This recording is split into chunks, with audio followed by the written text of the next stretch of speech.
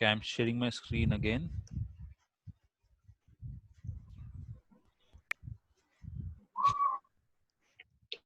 Is it visible?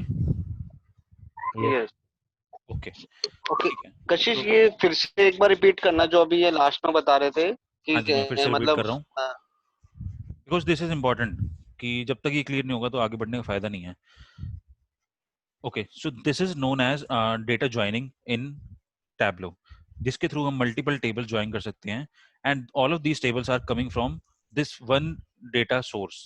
बाद में हम क्या करेंगे, मल्टीपल डेटा सोर्स से ज्वाइंस करेंगे, बट अभी to keep it simple we are joining from one data source using multiple tables. What I was explaining is, let's go to the data again. मेरे पास तीन टैब्स हैं, orders, returns and people. And we already know कि SQL में join करने के लिए we should have a primary key and foreign key, जिसके base पे आप ज्वाइन करते हो दूसरे टेबल को, राइट? अब टैबलो इज स्मार्ट एनफ कि अगर उसको कोई कॉमन फील्ड मिल रही है ना, तो अपने आप वो ज्वाइन में कर देगा उसके बिहाफ पे, या जो भी नियरेस्ट उसको मैच मिलेगा वो उसके बिहाफ पे ज्वाइन कर देगा. ठीक है. सो इस केस में जब मैंने ऑर्डर्स के साथ रिटर्न को ज्वाइन करा, मैंने कोई मेंशन नहीं करा कि किसके बिहाफ पे ज्वाइन करना है. उसने खुद आइडेंटिफाई करा कि रिटर्न्स में मेरे पास एक ऑर्डर आईडी फील्ड है एंड रिटर्न फील्ड है. ऑर्डर आईडी फील्ड जो है वो सेम फील्ड मेरे पास ऑर्डर टैब में भी है. सो इसने क्या समझा कि order ID is the best key to be used as the primary key and returns में it should act as a foreign key. So that's why it has automatically joined both of the tables based on the order ID. ठीक है. But if I go to people, यहाँ पर एक दो fields हैं similarly, reason and people. अब यहाँ पर क्या है कि जब मैंने, let me go to Tableau, may B people को इसको रिमूव करना है तो just click on this drop down and remove. So now we have that data जो हमने पहले ज्वाइन करा था, ऑर्डर्स एंड रिटर्न्स. बट अगर मेरे को पीपल को ज्वाइन करना है, I am not placing anywhere. ठीक है. यू कैन सी कि ये यूनियन कर सकते हैं, but I am just placing on the blank area. Drop it. And किसके साथ वो बाय डिफॉल्ट ज्वाइन कर रहा है? ऑर्डर्स के साथ. Let's understand why. ऑर्डर्स के साथ वो इसलिए कर रहा है बिकॉज ऑर्डर्स में एक फील्ड है which is region and people में भी एक फील्ड है that is region. So of course मुझे कोई प्राइमरी की एंड फॉरेन की चाहिए जो सेम एक्ट करे, तभी वो ज्वाइन कर पाएगा. बट ऐसी फील्ड रिटर्न्स में नहीं है. यहाँ पर दो ही फील्ड हैं, ऑर्डर आईडी एंड रिटर्न. यहाँ पर रीजन नहीं है, इसलिए उसको रिटर्न्स में मिली नहीं and it didn't prompted to किस पे ज्वाइन करना है हमने. ठीक है.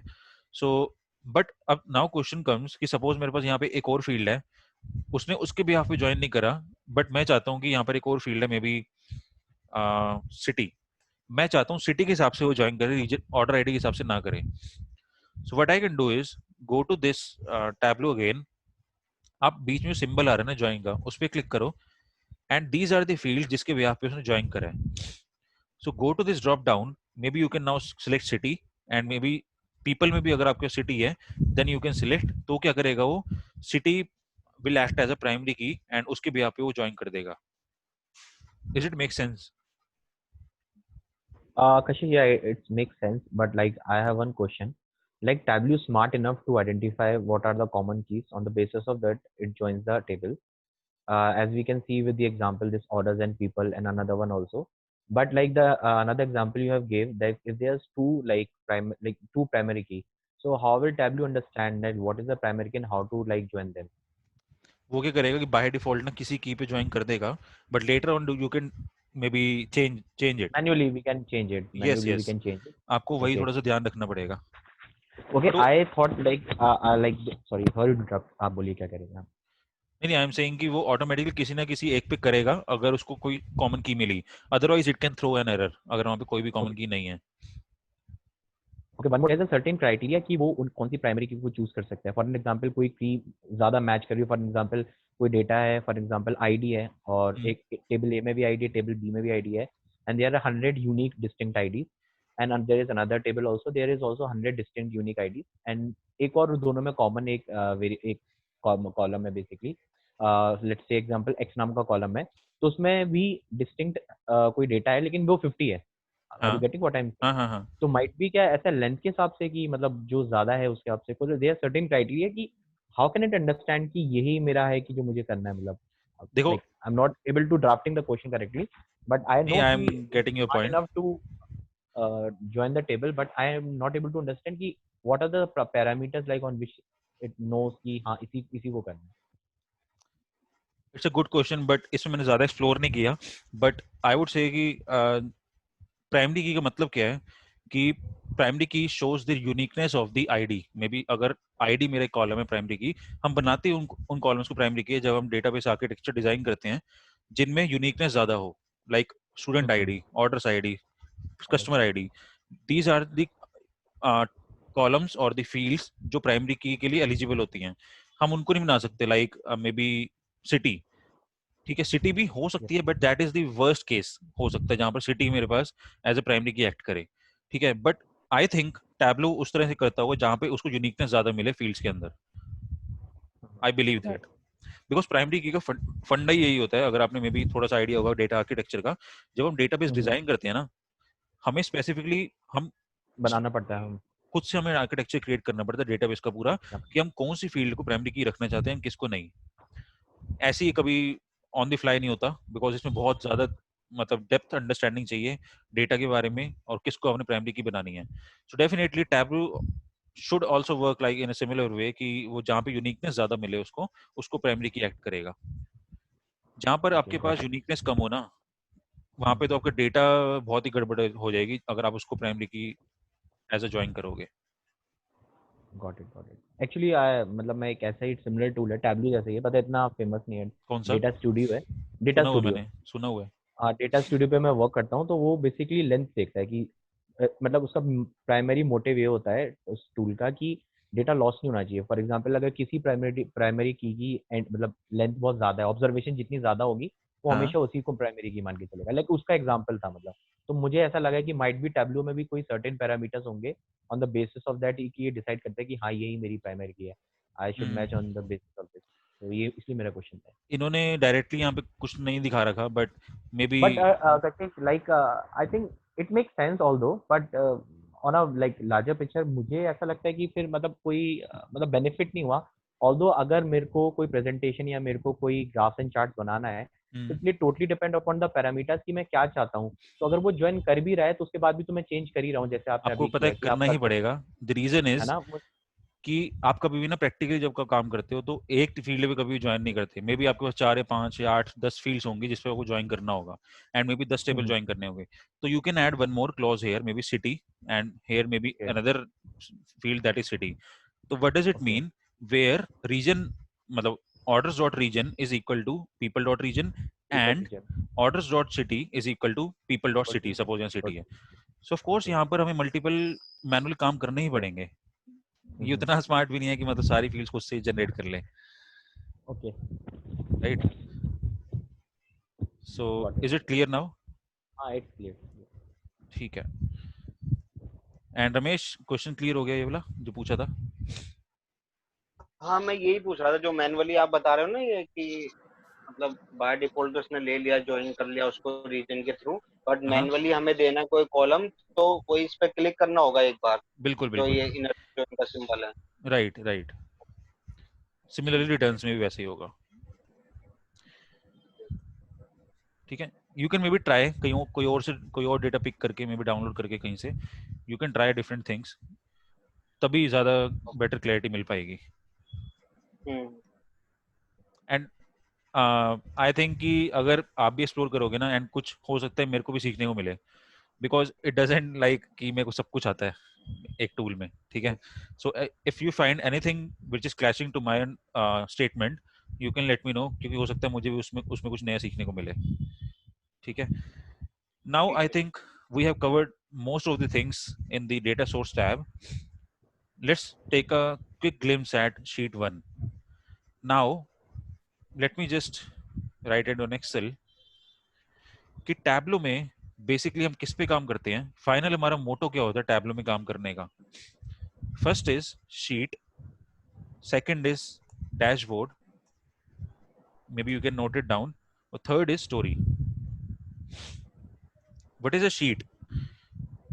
It is used to create all the graphs and charts. What is a dashboard? It is a collection of multiple sheets to make it as a presentation. मतलब किसी को प्रेजेंट करने के लिए we generally show a dashboard. And what is a story? In case you have something to show in a storyline. Maybe आपको पूरी एक story दिखानी है. Suppose just an example कि you are a regional manager and आपको एक dashboard present करना है. मे बी टैबलो में एक आपने स्टोरी क्रिएट करी that you have to present. So story कब काम आती है? First of all you will show a executive summary कि these are the bigger picture that we are showing right now. Then the next step you will show कि this is the as per my region. Then you can show कि in the next step this will be third step कि in the third step you will show under this region I have these much states that I have covered right now, and in the next step you can talk about specific state. सो ये क्या होता है? Granular level पे हम data ले जाते हैं story के अंदर इन मल्टीपल स्टेप्स. इसके बारे में बात करेंगे. आई लाइक अभी ज्यादा सेंस नहीं बन रही होगी but this is how it works कि if you have something to show in a story line then Like time lapse, I think is a good example of this. Time For a lapse. certain time of period, like certain time of period नहीं कह सकते kind of इसको. No, it is something like to show in the steps जहां पे आपको पूरी story दिखानी है किसी पिक्चर की बट इन मल्टीपल स्टेप्स. ठीक है. And generally we go in a top to down approach कि first of all you have a executive dashboard. We call these terms when we are presenting it कि जहां पे आप पूरी summary दिखाते हो पूरी बिजनेस की कि आपका बिजनेस कैसे रन हो रहा है. आप उसमें सिर्फ नंबर्स दिखाओगे मोटे मोटे कि this much millions you earn and this much millions you spent, and छोटा सा may be you will just write down the text. In the next tab, you will show all the charts and graphs that you have built for your region. In the next tab, you will show it is just like sheet 1, sheet 2, sheet 3. Sheet 1 में executive dashboard, sheet 2 में regional based data, sheet 3 में maybe states wise data, and 4 sheet में only state data, specific state data. So we are going to granular level की okay, top to bottom. okay. कोई बात नहीं. ये तो just theory है. मतलब इसमें ज्यादा सेंस बनेगी नहीं because this is a practical tool. अगर इसमें प्रैक्टिकल नहीं करा तो it doesn't make sense. Then stories can be used in an effective manner. And one more use is story में we can integrate both sheets and dashboards. Dashboards में क्या होता है कि हमें सिर्फ शीट्स ही डालनी पड़ती हैं. We can not put story in a dashboard. ठीक है. बट स्टोरी में क्या होता है कि हम शीट भी डाल सकते हैं एंड डैशबोर्ड भी डाल सकते हैं स्टोरी के अंदर. ठीक है. These are some of the usages that are there. Okay, let's go on sheet 1. अब जैसे मैंने बताया शीट्स में ही हम सब कुछ काम करेंगे. Everything will be created on these sheets only. On the bottom side you can see this is the symbol of a sheet. You can see this is if I hover on it you can see new worksheet. If I click on this, a sheet 2 will be added. So this is the first sign is for sheet. Then there is a square box with checkers. So this is known as dashboard. And finally there is a book like symbol. And जैसे book में हमारे पास stories होती हैं पूरी chapter wise chapter, ऐसे हम chapter wise chapter यहाँ पे कुछ रिप्रेजेंट कर सकते हैं using story. So there are 3 components that we build in Tableau: sheet, dashboard and story. And below you can see the symbols. If I click on dashboard इसका पूरा interface अलग होगा as you can see. If I click on story, story का भी अलग सा होगा कुछ. ठीक है. Now लेट्स सी कि इन तीनों को ऐड करने के और क्या क्या ऑप्शंस हैं. To add this because Tableau में क्या है कि आपको शॉर्टकट्स या मे बी मल्टीपल तरीके से सेम काम कैसे कर सकते हैं you should know. To add a new worksheet, go to worksheet and click on new worksheet, और the shortcut is control M. Start using shortcuts right away क्योंकि of course shortcuts help us to achieve something very fast. And पूछा जाता है कभी कभी कि multiple तरीके बताओ सेम काम करने के. This could be very simple but later on in Tableau there are multiple things that we can do, like multiple तरीकों से. To add a new dashboard, go to dashboard and click new dashboard. For story, click on new story here. ठीक है, these are two types of ways that I have defined. And then click on this. This will add a new sheet, or click on this drop down. You can see again there are three options: new worksheet, new dashboard, and new story. ठीक है, these are some of the ways to add these sheets, dashboards, and stories in Tableau. Okay. Now, although time come hai, because I just wanted to discuss about some of the things which are very important. Do you know something about quantitative data, qualitative data, nominal scale, ordinal scale? These terms are of statistics. I do, yeah, I do. Not that much, but I do what are ordinal, what are nominal, what are qualitative, quantitative, Continuous and discrete. continuous, discrete. Yeah, I Okay. know that. And others? I know, but little bit about continuous and Okay. And Ramesh? हाँ, वो थोड़ा बहुत idea है continuous और discrete का, बाकी का नहीं है, जो ऑर्डिनल और जो हाँ, बाकी बताया। मुझे भी नहीं पता, बीटेक में पढ़ा था थोड़ा कंटिन्यूस डिस्क्रीट, तो वही Okay. याद है मुझे। It's a like it's a long, मतलब काफी बड़ा टर्म है, मतलब सभी सारी टाइप्स है इसमें, types of data and types. BTech में तो कंटिन्यूअस वो पढ़ा था, एनालॉग सिग्नल, और डिस्क्रीट जो डिजिटल होते हैं 0 1, वो अलग Kashish, होता है। I can help you in this. Like अगर टाइम नहीं है तो I can give, मतलब मुझे आता है तो if you like, I'm asking कि अगर हो सके तो मैं इनको दे देता हूँ सेशन. No, I'm thinking कि maybe we can finish it by 7:05 or 7, another 10 to 15 minutes, कि मैं एक basic पूरा इसका दे दूँ, because वो ना required है इसमें. हाँ ठीक, हाँ वो हाँ required है, Right. ठीक है. And आप इसमें एक चीज देखोगे कि, हाँ, tell me. नहीं ठीक है, कंटिन्यू, सॉरी. Okay. So अब एक चीज देखो इसमें कि जैसे Tableau ने ऑटोमेटिकली ज्वाइन करा, similarly मैंने इसको कहीं नहीं बताया कि this is a dimension and this is a measure. If I go to any sheet, you can see it has segregated the fields as dimensions and measures. So these are the two important things that are there जो column based चलती हैं. So कुछ columns हैं जो automatically segregate हो गए dimensions में, and कुछ columns हैं जो measures के अंदर चले गए automatically. I have not defined anything कि ये measure and ये column dimension है. We will talk about what are measures and what are dimensions, but उससे पहले basics क्या हैं? We should know about the data, कि multiple types of data क्या होते हैं. So let's quickly go to Excel, because ये मैं इसलिए समझा रहा हूँ ताकि dimension and measure समझ आ पाए. ठीक है? So let's discuss about, and types of data we already discussed पहले की structured, semi-structured and unstructured. These are, you can say, data types of data. I'm not able to recall the term कि हम इसको क्या कहते थे, but right now we can call it at data types. Data type should be wrong.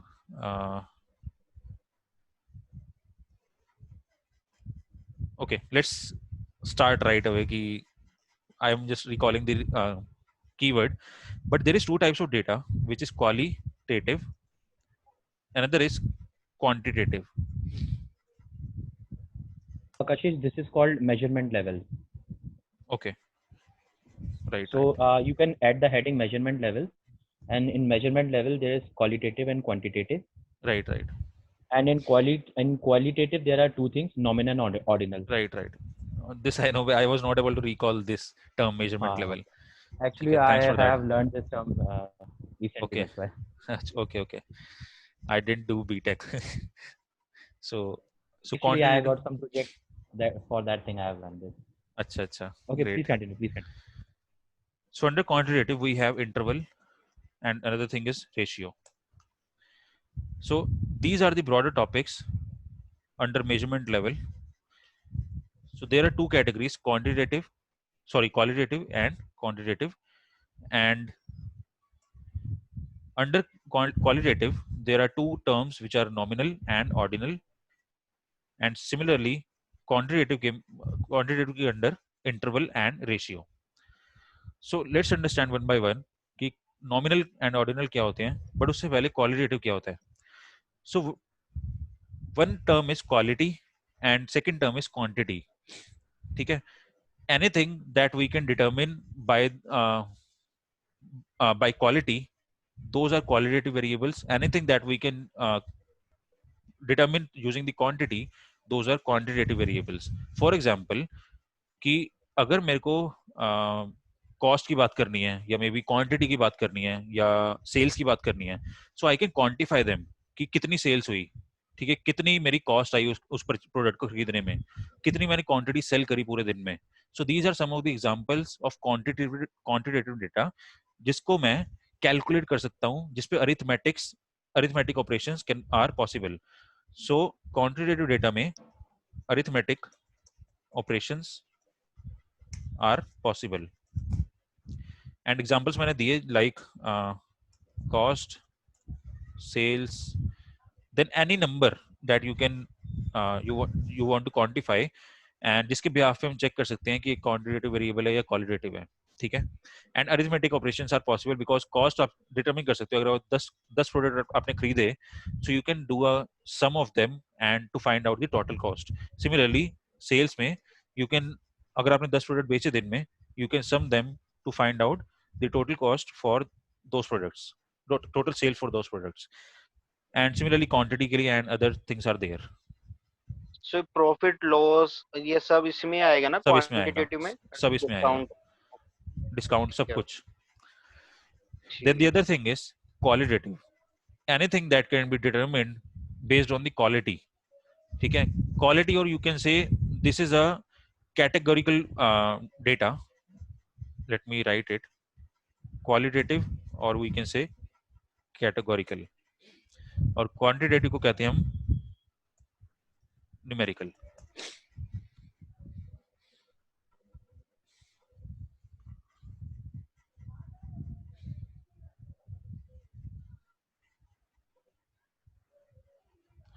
ठीक है. And arithmetic operations cannot be possible, are not possible on qualitative data. ठीक है. So let's take the example. अब इसमें दो types की सब categories हैं क्वालिटेटिव या कैटेगोरिकल डेटा में. First is nominal. Nominal means कि variables that are defined or that can be determined by basis on the name. Suppose मेरे पास एक वेरिएबल है that is maybe city या स्टेट या कंट्री. अब सिटी, स्टेट, कंट्री पे आप अरिथमेटिक ऑपरेशन डेफिनेटली नहीं परफॉर्म कर सकते, right.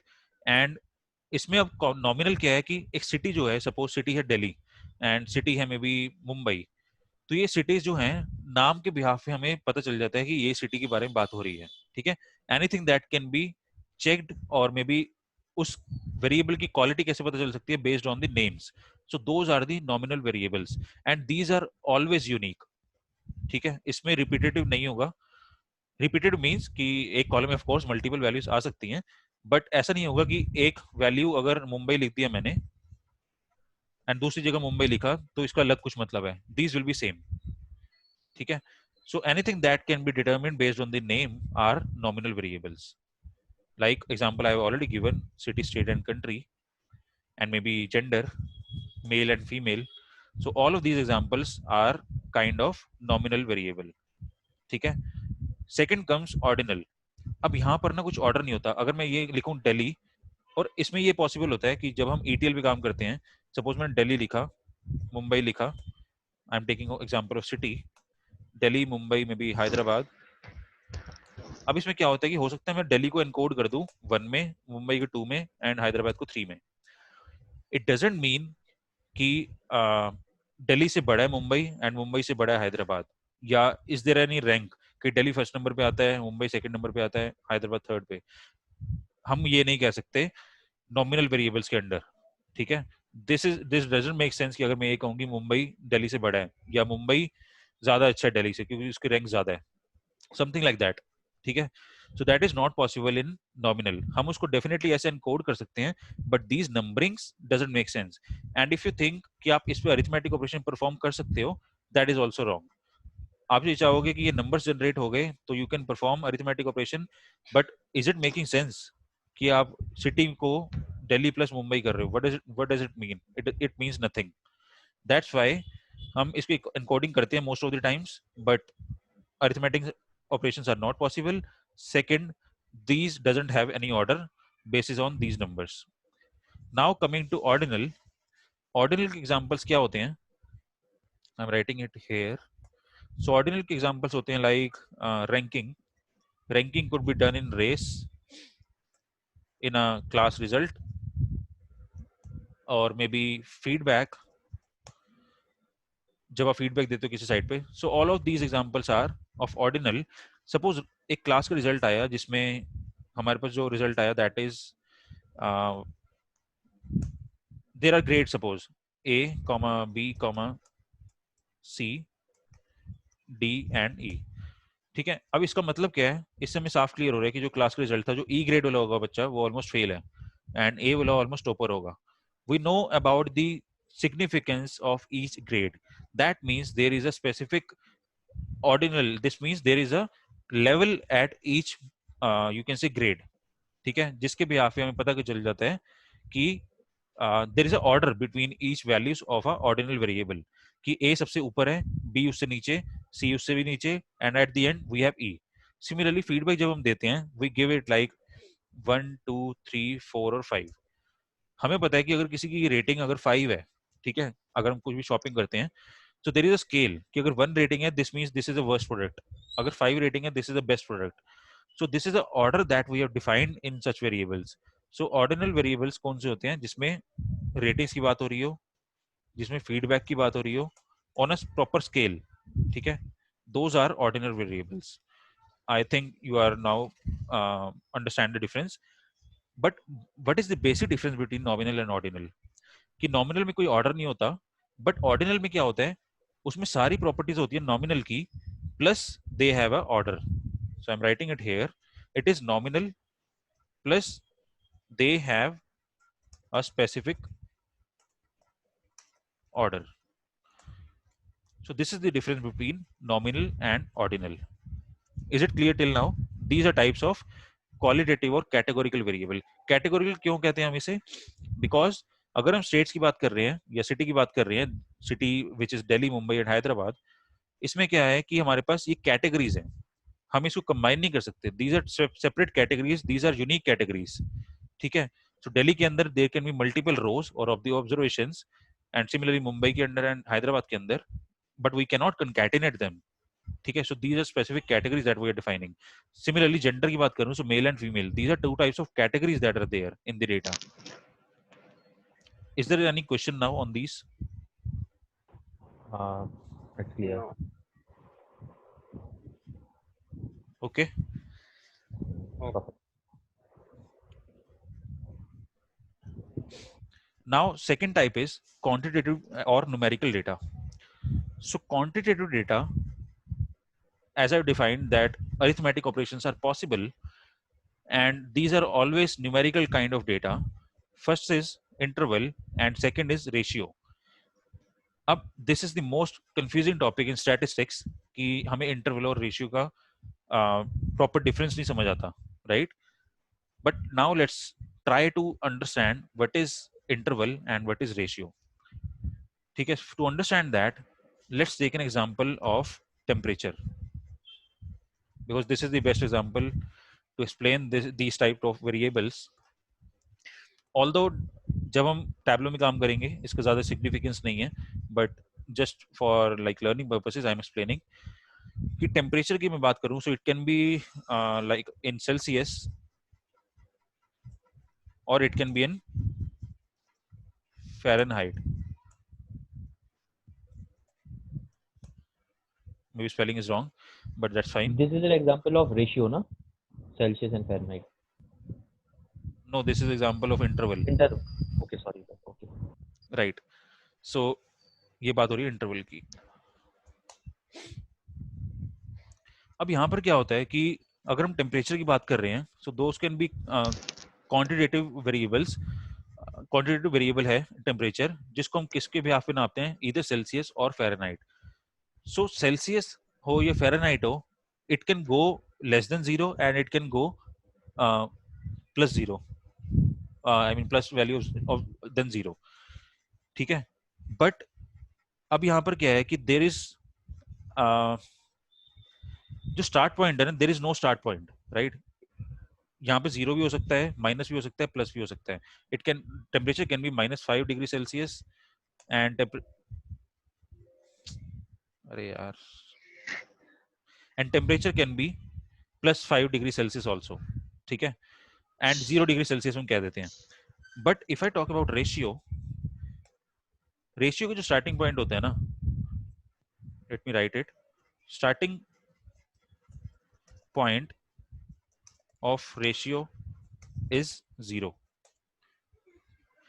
So this is the difference, basic difference between interval and ratio. कि ratio में हमारे पास we have a absolute 0, but in an interval we don't have any absolute 0. It can be minus, it can be plus, but ratio में anything that we talk about ratio, this always starts from 0. For example, weight, for example, height. Height cannot go negative, weight cannot go negative. That's why we say it as ratio variable, and this is one type of quantitative variables that are there, and both of these are numerical. And if I talk about height, it can be maybe 0.1, it can be 0. Similarly, weight, it can be 0, it can be 0.1, and or it can be 100, but it's always greater than or equal to 0. So there is an absolute 0 that is defined in the ratio scale. It cannot go negative. But if I talk about interval, it can go negative, it can be 0, or it can be positive as well. That's why this is the difference. And one more difference is there. If I talk about like maybe temperature today is suppose 20 degree. This is not true, but 20 degree is the temperature today. And tomorrow, if I again calculate it, suppose it's again it's suppose 21. So what is the difference? So difference is of 1 degree. And if I talk about the temperature कि कल कितना था और आज कितना था, maybe I will take the average. I cannot sum them. कि मैं ये नहीं कहूंगा पिछले 2 दिन में 41 डिग्री टेम्परेचर था. I cannot say that. Are you guys agree with this? कि मैं ऐसे नहीं कह सकता कि कल और परसों में 41 डिग्री टेम्परेचर था, right? But if I talk about height और weight, so मैं ये कह सकता हूँ कि मेरे पास सामने 2 पर्सन हैं, person A and person B. मैं दोनों को मिला के ये कह सकता हूँ कि उन दोनों का वेट जो है दैट इज सपोज एक का 70 एक का 80 है. सो आई कैन से दैट कि दोनों को मिला के वेट 150 kg था. या suppose you are carrying the luggage on airport, ठीक है. सो लगेज जब आप कैरी करते हो, so 15 kilos are allowed. So 15 kilos कैसे कैलकुलेट होगा? आपके मल्टीपल बैग्स पे, किसी का वेट 5.5 kg होगा, किसी का 7 होगा, टोटल मिला के 15 होना चाहिए. सो अब ये नहीं होगा कि अलग अलग बैग का अलग अलग काउंट होगा. You will sum them of all the weights that are there for each bag, and then those can be like you can say perform addition on them. But here we cannot say कि 20 plus 21 is 41 degree, कि कल और परसों का temperature 41 degree था. So like there is a thin line between both कि यहाँ पर हम we cannot define the addition and here we can define it. हम इसके बारे में कैसे बात कर सकते हैं कि इंटरवल क्या होता है बेसिकली. जब हम बार चार्ट में डिफरेंस बार चार्ट में प्लॉट करते हैं, so we define it in a proper interval कि 10 to 20, this is 10 to 20, अरे यार क्या लिख रहा हूँ, then 1 minute, then maybe 20 to 30, 30 to 40 and 40 to 50, something like that. This is not working properly, I will just delete it. So bar chart में हम कैसे डिफाइन करते हैं? 10 to 20, 20 to 30, 30 to 40. सो इसमें क्या है कि स्केल जो है हमारा interval that is exactly same. 10 to 20 के बीच में डिफरेंस कितना है? 10. 20 to 30 के बीच में कितना डिफरेंस है? 10. सिमिलरली 30 to 40 के बीच में. So these are the intervals that we are talking about. Similarly अगर मैं टेम्परेचर की बात करूं, 20 minus 21 that is 1 degree of difference. So these are the interval. But height में ऐसा नहीं है. हम ये नहीं कहेंगे कि वेट और हाइट में, सॉरी, अगर मैं 2% का वेट लूं 80 minus 40, so I will not से दिस इज द इंटरवल. ठीक है, I can say that this is the difference. But अगर मैं 2% की बात कर रहा हूँ ना, सो अगर मैथ्स की टर्म में बात करूँ, रेशियो क्या होती है? That is like in fractions. ठीक है, सपोज एक का वेट है 80 एंड सेकंड का वेट सिर्फ 20 है. So what I can write it is as 1/4 कि एक का जो वेट था that is 1/4 of the second person. ठीक है, I can write it like this. So this is the ratio of the both of these weights that are specified for each person. थोड़ा सा basic clear हुआ between interval and weight ratio. Although ये use नहीं होगा Tableau में, हाँ but I just wanted to give the flavor of it. नहीं clear है हाँ अभी। थोड़ा हाँ व्यू क्लियर। थोड़ा सा डेफिनेटली ट्रिकी है चीज एंड फंस जाते हैं लोग, ठीक है, it doesn't mind. There is one more Yes. Topic, last topic I wanted to discuss, that is continuous and discrete. कोई बताएगा कि क्या होता है कॉन्टिन्यूअस एंड डिस्क्रीट? क्या बोला आपने? Continuous and discrete. okay, these are the types of data. First one हाँ. is categorical and other one is numerical. And in numerical there are two types: discrete and continuous. Discrete is like for an example, मैं example से बताऊंगा तो ज़्यादा clear होगा. Like जैसे discrete हो गया, number of children हो गए, जैसे वो कभी 2.5 नहीं होंगे, किसी के 2.5 बच्चे नहीं होते यार, मतलब हम ये नहीं कह सकते 1 2 3 4 5. या फिर स्कोर हो गया AIEEE का, या फिर IIT का कोई स्कोर हो गया 1500 है, 2400 है, क्या किसी की रैंक हो गई, किसी की 2.5 रैंक नहीं होगी, फर्स्ट आएगा तो सेकंड आएगा. कंटिन्यूस हो गया, like for an example height हो गया, height like 5 feet 4 inches, area हो गया 2.4 किलोमीटर, डिस्टेंस हो गया मेरा 2.5 किलोमीटर, टाइम हो गया मेरा. तो discretes are those thing which can not have a point value, like for एक इजियर लेमन लैंग्वेज में discrete is something, and continuous which is जो कि बेसिकली कंटिन्यू होता रहेगा, उस एंडलेस रहेगा, मतलब 2.599999 और वो एंड तक चलेगा, लेकिन डिस्क्रीट एंडलेस नहीं होता. Right, perfect. सो कॉन्टिन्यूअस क्या होता है? Continuous is something which can be further, you can say, divided into smaller chunks. कि अगर मैं वेट की बात करूं, सो वेट किसमें हम how we quantify them in kgs, then it can be done. अगर मैं इसको इनटू 1000 करूं, it can be converted into grams, and then milligrams can be done. सो अगर मैं एक स्पेसिफिक वेरिएबल को तोड़ रहा हूँ मल्टीपल चंक्स में और ग्रैनुलर लेवल पे, सो that is an example of continuous, कि वो नेवर एंडिंग है. एंड इसमें भी अगर मिलीग्राम्स की बात करूं, that can be like 1000.100, it is never ending. Similarly grams, similarly kgs. And there is another example, height. There is another example, currency. Currency भी अगर हम बात करें rupees, then पैसे, and पैसे भी multiple points में हो सकते हैं, and those are never ending. ठीक है? So these types of variable which can be divided into like further in multiple, you can say other quantities. So these are quantities. Kg is a quantity, grams is a quantity, milligrams is a quantity. So those types of variable are known as discontinuous. And what are discrete? As Anshul correctly said, that discrete variables are those which are basically cannot be further divided into these quantities, and which are only in integer values basically. Okay, like number of children, as he told the example, or it can be like roll number, or it can be like student ID. ठीक है? And these are the unique IDs, or you can say, so uniqueness is also an example of discrete basically. So like primary keys हमारे पास होती हैं, those are kind of discrete variables. ठीक है? So is the difference clear between both? Yeah, clear. Clear है थोड़ा. अच्छा कशिश भाई ये बताओ, ये डिस्क्रीट और कंटिन्यूअस के भी किसके अंदर आते हैं? ये क्वांटिटी क्वालिटी के अंदर आ रहे हैं ये या ये न्यूमेरिकल के separate है? अंदर. ये न्यूमेरिकल में आते हैं. टाइप्स ऑफ डेटा के दो टाइप होते हैं, एक होता है कैटेगोरिकल, एक होता है न्यूमेरिकल, और ये न्यूमेरिकल के अंदर आते हैं. बट यानी डिस्क्रीट सारे को ना, क्वांटिटेटिव के अंदर आ रहे हैं, क्वांटिटेटिव के. राइट. बट डिस्क्रीट के कुछ एग्जांपल है, नॉमिनल भी है. हाँ. And time यार, it's almost over. So maybe इस पे कुछ question होगा तो we will take it tomorrow at same time 6 p.m. But if there are any questions on the any topics that we have discussed, please come with them. We will discuss them tomorrow. Okay. And if there is any feedback कि जिसपे मैं कोई improve करना चाहिए and कुछ भी, then you can let me know. Okay. ठीक है? ठीक है.